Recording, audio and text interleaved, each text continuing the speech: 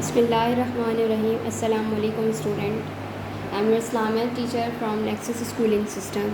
تو اب ہم کلاس 2 کی اسلامیات پڑھیں گے. کلاس 2 کی اسلامیات میں ہم پہلے 2 چیپٹر ڈن کر چکے ہیں. ہم چیپٹر نمبر 3 اسٹارٹ کریں گے. تو چیپٹر نمبر 3 کے لیے ہم کیا کرتے ہیں، سب سے پہلے بکس کھول لیتے ہیں، بکس اوپن کریں. اور پہلا چیپٹر آپ نے ریڈ کیا تھا ہمارے پیارے نبی، اس کے بعد اللہ تعالیٰ پر ایمان. Now your third chapter is Quran Majeed. ٹھیک ہے، تو اب ہم قرآن مجید کو جو ہے وہ ریڈ کریں گے اور قرآن مجید کے بارے میں پڑھیں گے. ٹھیک ہے بچوں، تو آپ اپنی بکس نکال لیں اور میرے ساتھ جو ہے یہ چیپٹر ریڈ کریں. اوکے، پیج نمبر 13 پہ ہے. پیج نمبر 13 پہ آ جاتے ہیں ہم.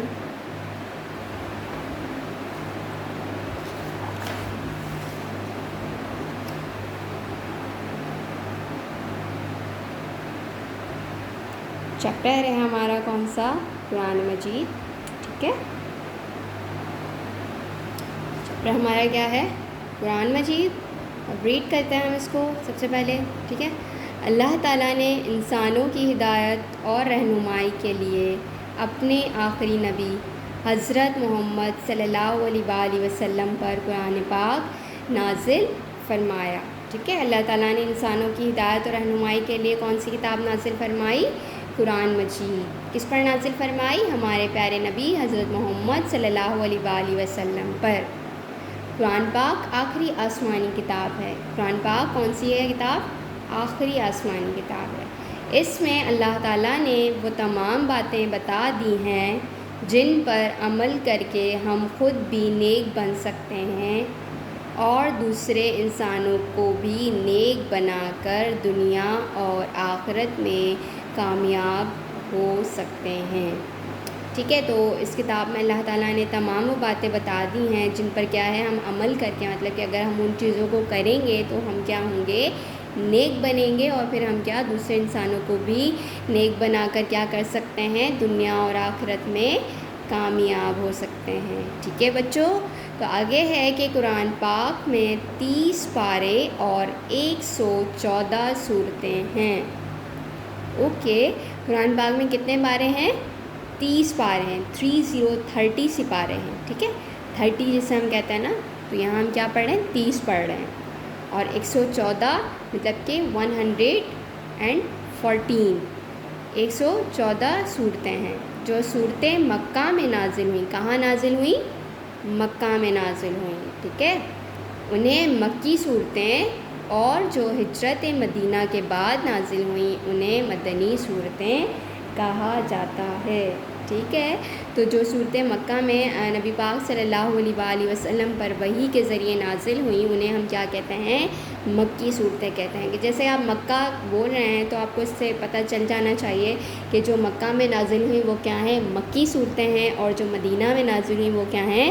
مدنی صورتیں ہیں. ٹھیک ہے بچوں، آگے ہے کہ قرآن پاک کی پہلی صورت سورہ فاتحہ اور آخری صورت سورہ ناس ہے. تو آپ لوگوں نے دیکھا ہوگا کہ قرآن پاک میں ہم اگر سب سے پہلے اوپن کرتے ہیں تو اس میں سب سے پہلے کون سی صورت ہوتی ہے؟ سورہ فاتحہ، جسے ہم کیا کہتے ہیں؟ الحمد شریف بھی کہتے ہیں. اور ہم اس کو کیا پڑھتے ہیں؟ الحمدللہ رب العالمین الرحمن الرحیم. یہ والی صورت جو ہے یہ کیا ہے؟ سورہ فاتحہ ہے. تو سورہ فاتحہ جو ہے وہ کیا ہے؟ قرآن پاک کی پہلی صورت ہے. اور سورہ ناس، قل اعوذ برب الناس مالک الناس الہ الناس، یہ والی جو صورت ہے یہ کیا ہے؟ سورہ ناس ہے. ٹھیک ہے بچوں، قرآن پاک کی تمام صورتیں انسانوں کی ہدایت کا ذریعہ ہیں. قرآن پاک کی جو تمام صورتیں ہیں وہ کیا ہیں؟ انسانوں کی ہدایت کا ذریعہ ہیں، مطلب کہ انسانوں کی ہدایت کے لیے وہ نازل کی گئی ہیں. ٹھیک ہے بچوں، آگے ہے کہ قرآن پاک سے پہلے اللہ تعالیٰ نے حضرت موسیٰ پر توریت، حضرت داؤد پر زبور، حضرت عیسیٰ پر انجیل نازل کی. لیکن ان پیغمبروں کے بعد لوگوں نے ان کتابوں میں تبدیلیاں کر دیں. کیا کیا لوگوں نے؟ ان کتابوں میں تبدیلیاں کر دی، مطلب کہ الفاظ چینج کر دیے، زبر زیر ہٹا دی یا زبر زیر صحیح سے لگا، پتہ نہیں کیسے کر کے لگا دی. تو یہ کیا ہو گئی؟ کتابیں وہ تبدیل ہو گئیں. تو میں آپ کو یہ بتا دوں کہ حضرت موسیٰ پہ کون سی کتاب نازل ہوئی؟ توریت نازل ہوئی. ٹھیک ہے بچوں، میں دوبارہ بتا رہی ہوں کہ حضرت موسیٰ پر جو ہے وہ توریت نازل ہوئی ہے. حضرت داؤد پر زبور نازل ہوئی ہے، حضرت عیسیٰ پر انجیل نازل ہوئی ہے۔ اگین میرے ساتھ پڑھیں کہ حضرت موسیٰ پہ کون سی کتاب نازل ہوئی ہے؟ توریت۔ ٹھیک ہے بچوں، حضرت داؤد پر زبور نازل کی گئی اور حضرت عیسیٰ پر انجیل نازل کی گئی، اور نبی پاک صلی اللہ علیہ وآلہ وسلم پر قرآن مجید نازل کیا گیا۔ ٹھیک ہے بچوں، آگے کیا ہے؟ ان پیغمبروں نے کیا کیا؟ ان پیغمبروں کے بعد جو ہے لوگوں نے کیا کیا؟ ان کتابوں میں تبدیلیاں کر دیں۔ ٹھیک ہے، اسی لیے اللہ تعالیٰ نے قرآن پاک کے سوا تمام آسمانی کتابوں کو منسوخ کر دیا۔ پھر اللہ تعالیٰ نے قرآن پاک جب نازل کیا تو اللہ تعالیٰ نے باقی کتابوں کو کیا کر دیا؟ منسوخ کر دیا، کیونکہ لوگوں نے جو ہے وہ تبدیلیاں کر دی ہیں اس میں، تو وہ اپنی اس اصل حالت میں موجود نہیں ہیں جو اللہ تعالیٰ نے ہمارے لیے نازل کی تھیں۔ تو اس لیے اب کیا ہے؟ اب ہمیں قرآن مجید کو ہی فالو کرنا چاہیے، اسے ہی پڑھنا چاہیے، کیونکہ قرآن مجید جو ہے اللہ تعالیٰ نے جیسا نازل کیا تھا وہ جو ہے ابھی تک ویسی ہی حالت میں ہے، کیونکہ قرآن مجید کی حفاظت کا ذمہ خود اللہ تعالیٰ نے لیا اور قیامت تک اس میں کوئی تبدیلی نہیں آئے گی۔ تو یہ اللہ تعالیٰ نے ہمیں بتا دیا ہے کہ قرآن مجید جو ہے وہ کیا ہے، اس کی حفاظت کا ذمہ جو ہے اللہ تعالیٰ نے خود لیا ہے۔ تو اس لیے قرآن مجید جو ہے آپ کو پڑھنا چاہیے، اور قرآن مجید قیامت تک اب ویسا ہی رہے گا، کیونکہ اس کی حفاظت اللہ تعالیٰ خود کر رہے ہیں، تو اس کو تو کوئی نہیں چینج کر سکتا نا بچوں۔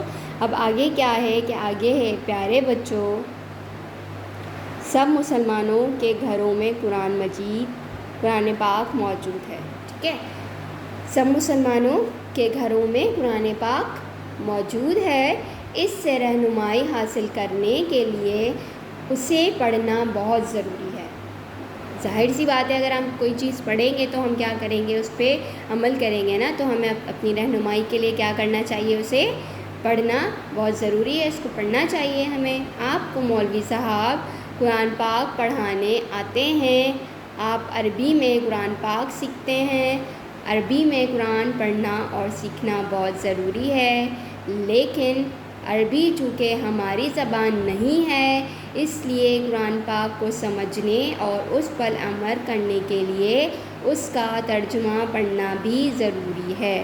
ٹھیک ہے بچوں، تو آپ لوگ قرآن پاک تو پڑھتے ہی ہوں گے نا، کوئی مسجد جاتا ہوگا، کوئی مدرسہ جاتا ہوگا، کسی کو جو ہے وہ باجی پڑھاتی ہوں گی، تو کسی کو آپ کے مولوی صاحب پڑھاتے ہوں گے۔ تو قرآن پاک جو ہے وہ عربی زبان میں، تو عربی زبان تو ہماری زبان نہیں ہے نا، تو ہمیں نہیں سمجھ آتی ہوگی، تو ہمیں کیا کرنا چاہیے؟ اس پہ عمل کرنے کے لیے، اس سے رہنمائی لینے کے لیے ہمیں کیا کرنا چاہیے؟ اس کا ترجمہ پڑھنا چاہیے۔ تو ابھی تو آپ چھوٹے ہیں، جب آپ آرام آرام سے قرآن پاک پڑھ لیں گے تو دین آپ نے کیا کرنا ہے؟ آپ نے اس کا ترجمہ ریڈ کرنا ہے۔ ٹھیک ہے، قرآن پاک ایک مکمل ضابطۂ حیات ہے، جس میں دوسرے اچھے کام کرنے کے ساتھ ساتھ بار بار نماز پڑھنے کی تاکید کی گئی ہے۔ ٹھیک ہے، قرآن پاک کیا ہے؟ ایک مکمل ضابطۂ حیات ہے، جس میں کیا ہے؟ دوسرے اچھے کام کرنے کے ساتھ ساتھ نماز پڑھنے کی تاکید کی گئی ہے، کیونکہ جب ہم مر جائیں گے نا تو ہم سے سب سے پہلا سوال جو ہے وہ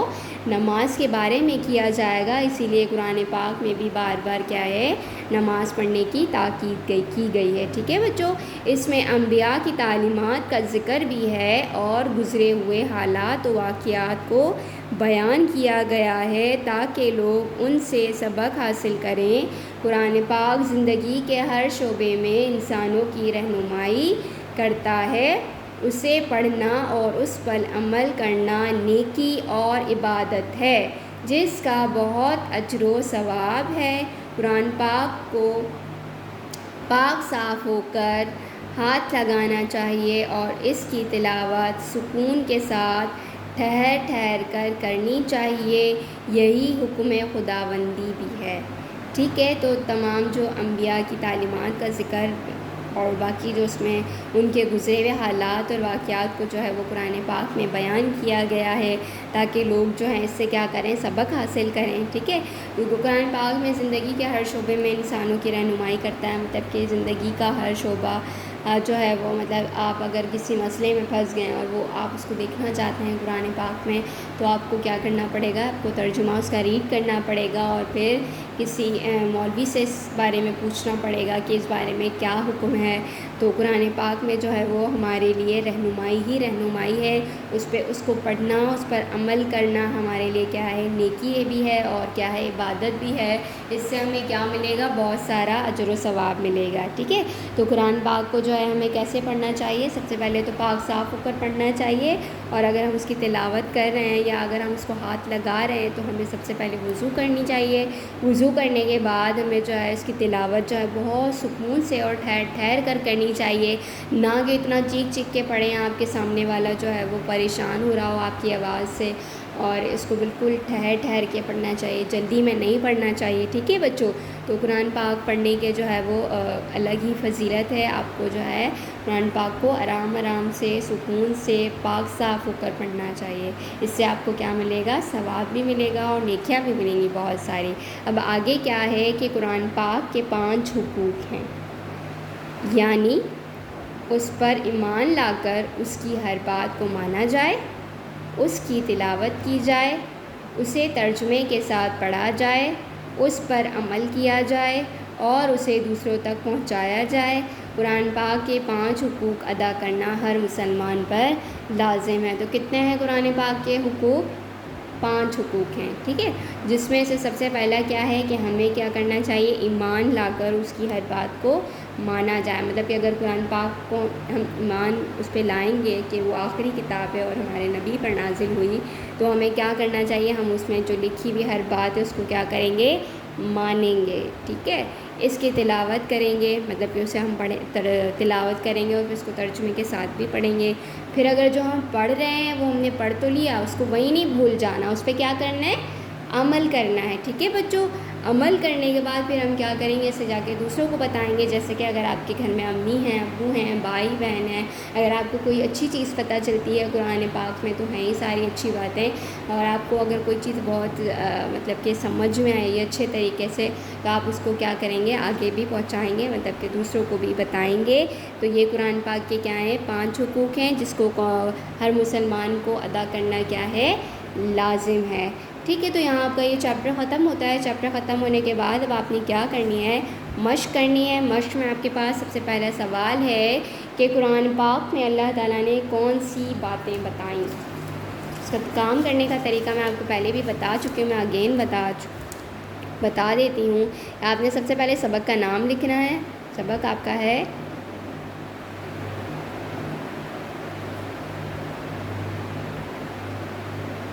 قرآن مجید، ٹھیک ہے۔ تو آپ نے کیا کرنا ہے، سوال لکھنا ہے کہ قرآن پاک میں اللہ تعالیٰ نے کون سی باتیں بتائی ہیں۔ میں آپ کو اس چیپٹر میں بتا چکی ہوں کہ اللہ تعالیٰ نے جو ہے قرآن پاک میں انسانوں کی کیا ہے، رہنمائی کے لیے بہت ساری باتیں بتائی ہیں۔ تو سیکنڈ سوال ہے آپ کے پاس، قرآن پاک کس پیغمبر پر نازل کیا گیا، یہ بھی آپ کو پتہ ہے، میں بتا چکی ہوں آپ کو۔ نمبر 3 پہ ہے کہ قرآن پاک کو ترجمے کے ساتھ پڑھنا کیوں ضروری ہے، کیونکہ عربی زبان تو ہمیں آتی نہیں ہے، ہمیں سمجھ نہیں آتی، تو ہم اس کا جواب کچھ یوں دیں گے کہ قرآن پاک کو ترجمے کے ساتھ پڑھنا کیوں ضروری ہے۔ قرآن پاک کو ترجمے کے ساتھ اس لیے پڑھنا ضروری ہے تاکہ ہم اسے سمجھ سکیں اور اس پہ عمل کر سکیں، ٹھیک ہے بچوں۔ سوال نمبر 4 ہے کہ قرآن پاک کے حقوق کون سے ہیں۔ قرآن پاک کے حقوق میں نے آپ کو ابھی لاسٹ پیراگراف میں بتائے ہیں۔ یہ حقوق آپ نے لائن وائز جو ہے نمبر 1 نمبر 2 نمبر 3 ڈال کے جو ہے وہ رائٹ ڈاؤن کر دینے ہیں کہ 5 حقوق ہیں، ٹھیک ہے۔ نمبر 5 پہ خالی جگہیں پر کیجیے۔ نمبر 1، قرآن پاک ڈیش آسمانی کتاب ہے، آخری آ جائے گا یہاں کہ آخری آسمانی کتاب ہے۔ ڈیش میں قیامت تک کوئی تبدیلی نہیں آئے گی، کس میں نہیں آئے گی، قرآن پاک میں نہیں آئے گی، ٹھیک ہے۔ قرآن پاک ایک مکمل ضابطۂ حیات ہے۔ قرآن کو ڈیش ہو کر ہاتھ لگانا چاہیے، قرآن کو پاک ہو کر ہاتھ لگانا چاہیے۔ قرآن کے ڈیش ادا کرنا ہر مسلمان کا فرض ہے، قرآن کے حقوق ادا کرنا ہر مسلمان کا کیا ہے، فرض ہے۔ تو آپ نے ایک اور کام کرنا ہے، یہ آپ کی جو ہے وہ ہوم ایکٹیویٹی ہے۔ آپ نے کام یہ کرنا ہے کہ